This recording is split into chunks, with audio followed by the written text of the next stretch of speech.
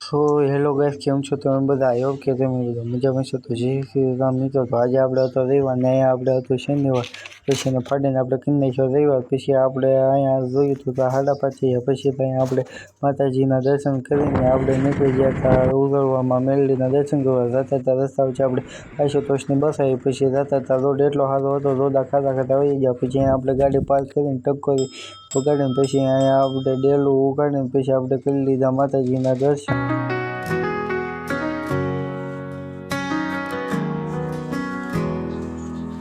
In the silence of the night, I feel your presence, a gentle whisper. પછી તો મિત્રો આપણે નીકળી જતા ઘરે જતા તડકો આપણને બહુ લાગતો હતો. પછી આપણે ઘરે પહોંચી એટલે 6:10 થઈ ગઈ.